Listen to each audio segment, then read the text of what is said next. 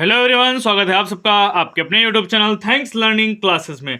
अगर आप भी बोर्ड पेपर की तैयारी कर रहे हैं और इंग्लिश का पेपर देने जा रहे हैं तो ये वीडियो पूरा जरूर देखें। अगर आप भी 7 मार्च को बोर्ड पेपर देने वाले हैं तो वीडियो को पूरा जरूर देख के जाएं। आज हम बात करेंगे इंग्लिश की, और इंग्लिश का यहाँ पर आप देख रहे हैं ये है मॉडल पेपर। बिल्कुल ऐसा ही बोर्ड पेपर आने वाला है और यही क्वेश्चन छपने वाले हैं। तो वीडियो को पूरा जरूर देखें और अपने फ्रेंड्स में जरूर शेयर करें। यूपी बोर्ड के स्टूडेंट हैं तो चैनल को सब्सक्राइब करना ना भूलें।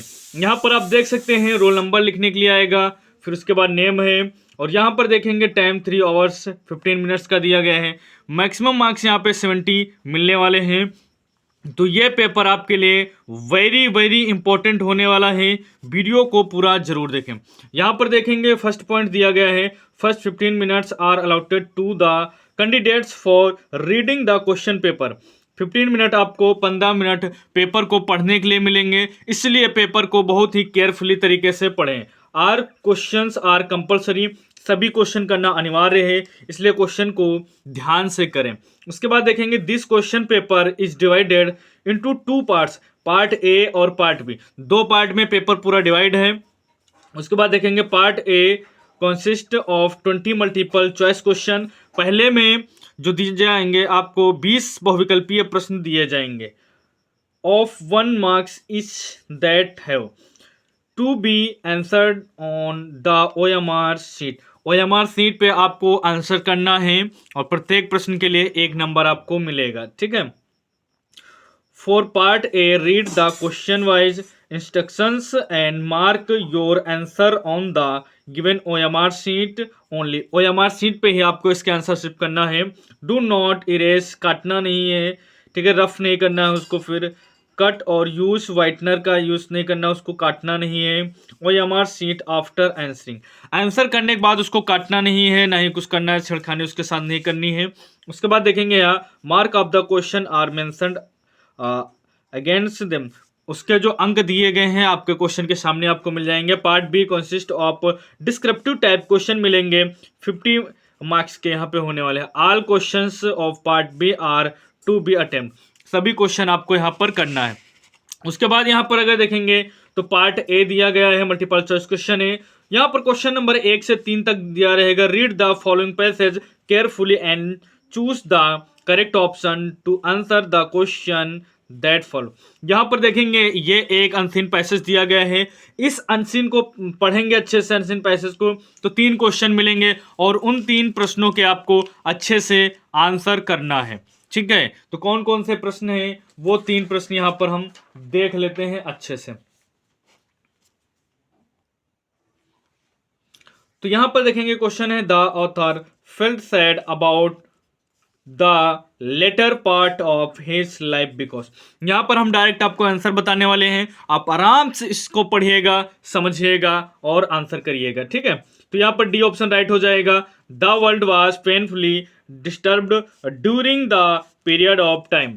यहां पर सिर्फ आंसर टिक कर रहे हैं, आप जरूर से पूरा क्वेश्चन पूरा ऑप्शन अच्छे से पढ़ें। अगला क्वेश्चन है the victories of the past. Question number 2 का देखेंगे तो सी ऑप्शन हो जाएगा, prove to be temporary event, ठीक है। अगला क्वेश्चन यहां पर देखते हैं, तीसरा है the word definitive used in the passage means. तो क्वेश्चन नंबर 3 का हो जाएगा बी आंसर हो जाएगा फाइनल, ठीक है। अगला क्वेश्चन देखते हैं। यहाँ पर हम स्पीड में सिर्फ क्वेश्चन को कवर करने वाले हैं, साथ में आंसर भी कवर कर रहे हैं, लेकिन आप अच्छे से इसको क्वेश्चन बैंक से देख सकते हैं या अपनी बुक से देख सकते हैं। क्वेश्चन नंबर 4 से 8 choose the correct option to answer the following questions. We must help that dash poor. Question number 4 में यहाँ पर बी आ जाएगा, द लग जाएगा, ठीक है, द पुअर हो जाएगा। It dash not rain yesterday, यहाँ पर क्वेश्चन नंबर 5 में हम फिल कर देंगे यहाँ पे डिड, ठीक है, क्या कर लेंगे, डिड को।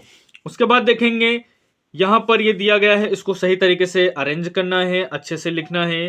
तो इसको अरेंज करने के लिए हम यहाँ पर अरेंज करेंगे तो बी वाला ऑप्शन यहाँ पर करेक्ट हो जाएगा, ठीक है। क्वेश्चन नंबर 7 देखेंगे, C put the pen date dash her pocket. यहाँ पे अगर हम फिल करेंगे क्वेश्चन नंबर 7 में तो बी ऑप्शन आ जाएगा, इनटू, क्या हो जाएगा, इनटू। चलते हैं अगले क्वेश्चन पर। यहां पर देखेंगे क्वेश्चन नंबर 8 है, which of the following words misspelled, यानी जो गलत वर्तनी है उसको आपको छांटना है। तो यहां पर बी हो जाएगा। अच्छी यहां पर जो ये दिया गया है, ठीक है, यहां पर इसको सही से लिखना था, यहां पर बी ऑप्शन सही हो जाएगा। उसके बाद देखेंगे क्वेश्चन नंबर 9 और 10 दिया गया है, read the following passage carefully and choose the correct option to answer the question that follow. ठीक है, यहां से यहां तक का आपको ये देख सकते हैं कि ये दिया गया है पैसेज। ठीक है, पैसेज को हम क्या करेंगे, अब अच्छे से पढ़ेंगे। अच्छे से पढ़ने के बाद क्या करेंगे, क्वेश्चन नंबर 9 और क्वेश्चन नंबर 10 का आंसर करेंगे। तो क्वेश्चन नंबर 9 यहां से क्या बन रहा है, the moment the letter fell into the mail box who went to open it. तो क्वेश्चन नंबर 9 का यहाँ आंसर देखेंगे तो बी हो जाएगा, द पोस्ट मास्टर। ठीक है ना। अगला क्वेश्चन है, how much money did Lencho get. तो इसका सी ऑप्शन सही हो जाएगा।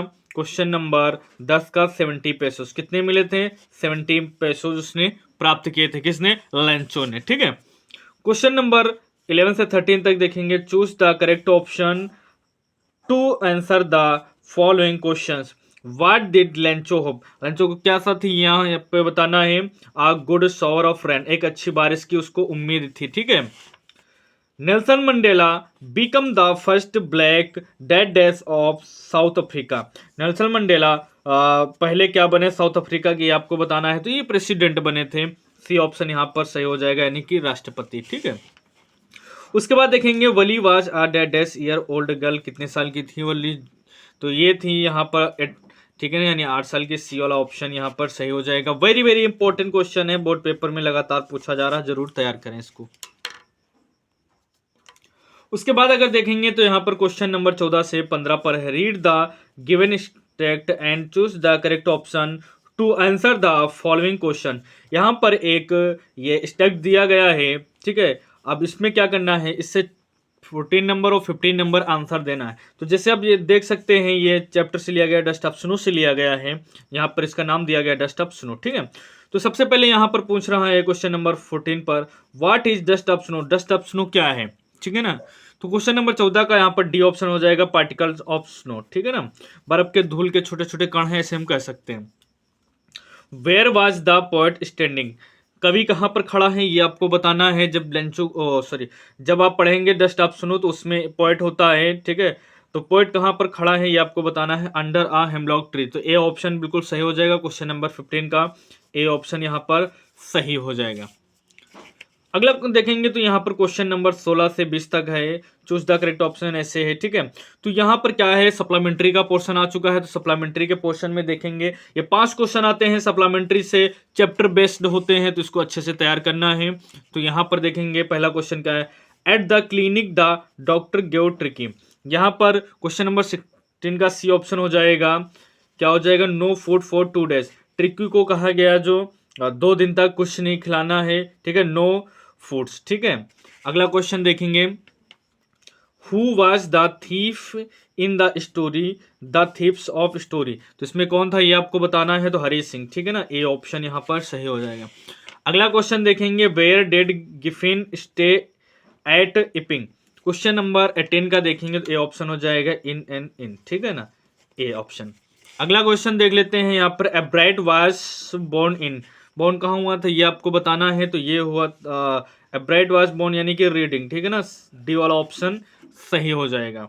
अब लास्ट वाले हम क्वेश्चन की बात करते हैं, रामलाल एल्डेस्ट डॉटर वाज। ठीक है ना, तो यहाँ पर क्या हो जाएगा, ए कौन थे, राधा। ठीक है ना, क्वेश्चन नंबर 20 का ए ऑप्शन सही हो जाएगा। तो ये 20 MCQ हैं, वेरी इंपॉर्टेंट MCQ हैं, आराम से आप इनको आसानी से तैयार कर सकते हैं, तो जरूर तैयार कर लें। उसके बाद देखेंगे पार्ट बी में, तो पार्ट बी में रीडिंग सेक्शन आ गया है। ठीक है ना, रीडिंग सेक्शन में देखेंगे तो सबसे पहला यहाँ पर क्वेश्चन आपको मिल जाएगा, read the following passage and answer the question that follow. यहाँ पर एक पैसेज दिया गया है, पैसेज के अंतर्गत कुछ क्वेश्चंस दिए गए हैं, उसको अच्छे से आपको क्वेश्चन करना है। A poor woman once came to Buddha. यहाँ पर देख सकते हैं इस प्रकार से यहाँ से लेकर के ये यहाँ तक दिया गया है एक अनसीन पैसेज। इसको आपको केयरफुली तरीके से पढ़ना है, और जब केयरफुली तरीके से पढ़ेंगे तो यहाँ पर देखेंगे 4 क्वेश्चंस मिल जाते हैं। ABCD। तो इसको पढ़ने के बाद इसी से आपको आंसर लिखने होते हैं। ये नंबर आपके लिए सबसे आसान होते हैं। आसान इसलिए होते हैं क्योंकि आपको इनको अलग से याद नहीं करना पड़ता है, इनके आंसर इसी में होते हैं। ध्यान से पढ़ना है। सबसे पहले आपको क्वेश्चन पढ़ना है। क्वेश्चन पढ़ने के बाद कुछ इंपॉर्टेंट टॉपिक को अंडरलाइन कर लेना है और फिर वही टॉपिक आपको इस पॉइंट में ढूंढना है, इस पैसेज में ढूंढना है। जहां से पैसेज में मिल जाए उसको उठा के रख देना है। इसके लिए आपको 2 नंबर मिल जाएंगे। सेम काम वही करना है यहां पर भी, क्वेश्चन नंबर 2 यहां पर भी, ठीक है। ABC में सेम काम करना है, यानी कि इन क्वेश्चंस के आंसर इस पैसेज से ही ले लेना है। उसके बाद यहाँ के एक देखेंगे तो वोकैबुलरी दी गई है। वोकैबुलरी की आपको मीनिंग लिख देनी है, ठीक है ना। तो मीनिंग लिख देंगे तो 1 नंबर इसके लिए आपको मिल जाएगा। तो ये रीडिंग सेक्शन कंप्लीट हो जाएगा। 7 टोटल आपको 7 नंबर मिल जाएंगे। फिर देखेंगे तो यहाँ पर राइटिंग सेक्शन आ जाता है। राइटिंग सेक्शन में सबसे पहले क्वेश्चन 4 नंबर का आता है और ये बहुत शानदार तरीके से आपको लेके आने हैं। कैसे लेके आने, देखिए, राइट एन एप्लीकेशन, एप्लीकेशन है, ठीक है ना। तो एप्लीकेशन का आपको फॉर्मेट तैयार कर लेना है। फॉर्मेट तैयार कर लेंगे तो एप्लीकेशन कोई भी पूछे आप कर लेंगे। वैसे जो सबसे ज्यादा इंपॉर्टेंट है वो हम बताते हैं आपको। Write an application to the principal requesting him to grant your full concession in school fees, ठीक है। आपको एक एप्लीकेशन लिखना है जिसमें फुल फीस के लिए आपको कहना है प्रिंसिपल से, ठीक है ना। पूरी तरीके से आपकी फीस माफ कर दी जाए, ऐसा आपको एक एप्लीकेशन लिखना है। तो ऐसे आप इसका फॉर्मेट तैयार कर लेंगे, कोई भी एप्लीकेशन आएगा आप अच्छे से उसको लिख पाएंगे। ये क्वेश्चन देखेंगे तो अथवा में है, यानी और में दिया गया है। एक लेटर भी आता है, तो write letter to your friend to invite him on the occasion of your marriage, ठीक है ना। तो यहाँ पर शादी के प्रोग्राम में आपको फ्रेंड को इनवाइट करना है। तो फ्रेंड को इनवाइट करना है, फॉर्मेट वही रहेगा। वो कोई भी रीजन हो सकता है, बर्थडे पार्टी में बुला रहे हैं, सिस्टर की शादी में बुला रहे हैं, कोई भी आप ऐसे आए अगर लेटर लिखने के लिए तो आप लिख सकते हैं, अगर फॉर्मेट आप तैयार कर लेते हैं तो। फिलहाल ये 2 सबसे ज़्यादा इंपॉर्टेंट हैं, इनको आप अच्छे से तैयार कर लीजिए।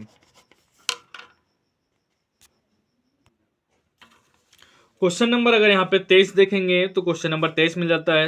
Right a report on the Republic day celebration in your school in about 18 to 100 words on the basis of the hints given below. यहाँ पर आपको एक रिपोर्ट लिखना होता है जो कि 18 से 100 वर्ड्स यानी 80 से 100 शब्दों में आपको यहाँ पर एक रिपोर्ट लिख के देना होता है, जो कि पूछा जाएगा 6 नंबर का, हाईएस्ट नंबर का है, आपको तैयार करके जाना है।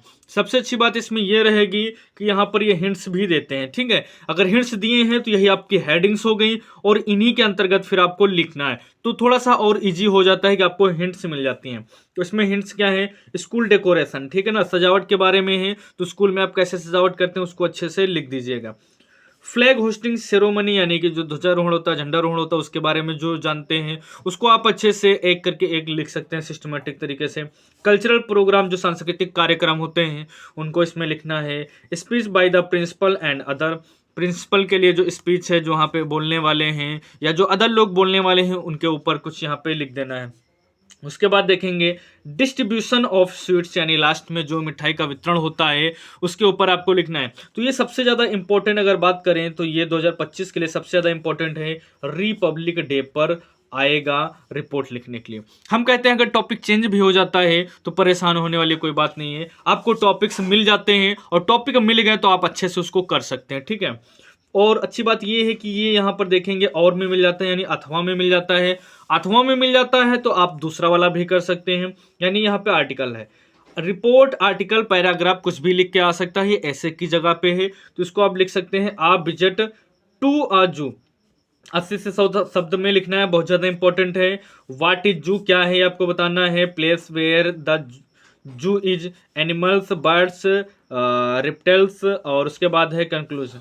तो ये आपको करना है, 2 में से कोई एक करेंगे, 6 नंबर आपको ईमानदारी से मिल जाएंगे। उसके बाद हम यहाँ पर पहुँचते हैं ग्रामर में।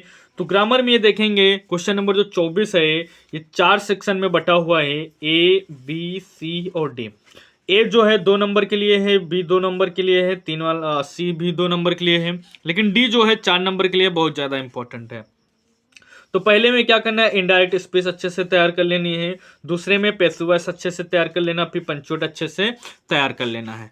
अब उसके बाद यहाँ पर कोई भी एक आ सकता है ट्रांसलेट करने के लिए। तो ट्रांसलेट आप 2 तरीके से कर सकते हैं। पहला तो एक आप कर सकते हैं कि आपको सेंटेंसेस अच्छे से आने चाहिए, उनके बेसिस पे कर सकते हैं। दूसरा आप कर सकते हैं कि इसमें आप जिसकी जिसकी मीनिंग जानते हैं उसी के आधार पे इसको आप अच्छे से कर सकते हैं, ठीक है। लेकिन छोड़ना आपको नहीं, एक भी क्वेश्चन छोड़ के नहीं आना है। अगला यहां पर देखेंगे, answer the following question in about 13 to 40 words etch, ठीक है ना। यहां पर दो क्वेश्चन दिए गए हैं, एक ए है एक बी है। अच्छी बात यह है कि ए भी यहां और में दिया गया है और बी भी और में दिया गया है, यानी 4 क्वेश्चन है, 4 में से आपको 2 करने हैं, 3 + 3 के रूप में है, टोटल 6 नंबर आपको मिलने वाले हैं।